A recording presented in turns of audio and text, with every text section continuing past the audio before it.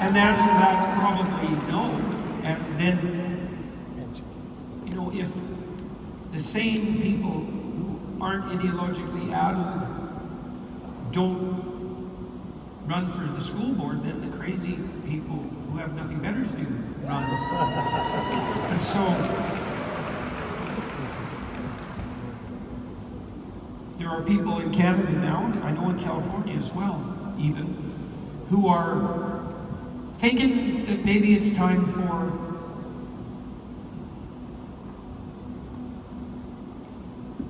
people who would rather educate children than indoctrinate them to run for the school boards. To the degree that we're in this woke nightmare, it's because people who aren't abdicating their responsibility. That's why. And so that has to stop. So what's the rule? Responsibility abdicated will be turned into power by tyrants. So if you feel that the tyrants are encroaching, and they are, then you have to ask yourself, is there a civic responsibility that you're not undertaking? And the probability that there is it's virtually certain. Most civic organizations, from church to political party, are dying for lack of participants. And so what do you expect to happen? Exactly what is happening. So that's a kind of a macro answer. A micro answer would be, maybe you have to get together with some other parents who feel the same way, or maybe even some other teachers that feel the same way, and establish a new school, for your kids and for the other kids.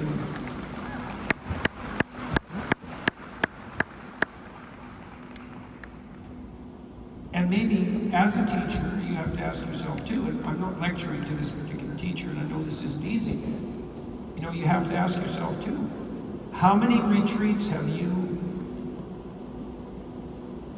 have you retreated in your career when you should have held your ground or advanced? And is there anything you can do about that now? And I'm not saying that's easy. If you stand up,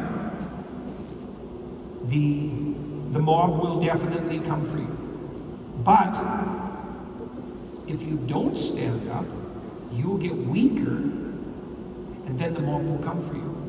So you don't have a no mob option here. You have the option of facing the mob on your own terms or waiting for them to come to you. And that's the option we all have at the moment. So I would say, better to fight the battle on your own terms. And so you can think, this teacher, you probably have to get your CV together, your resume. You probably have to fix whatever in it is inadequate. You probably have to start looking for another job. You probably have to prepare to go on the employment pathway. You got to see what would happen if you lost your job. And then, having done that, made a plan, then maybe you can stand up at your own school and tell people what you think. And I wouldn't say exactly that you're fighting off the woke ideological mob. I don't think that's the right way to construe it. I think what you want to do is you want to set yourself up so you can say what you think. And there's a sin in the Gospels, sin against the Holy Ghost. And it's the one sin that can't be forgiven, whatever that is. People have argued about what that is forever. I think it's something like that. It's something like the refusal to say what you believe to be true. And I think the reason it's unforgivable is that if you consistently refuse to or avoid saying what you know to be true, you'll lose the truth. And then heaven help you. So, those are some answers to that question. So,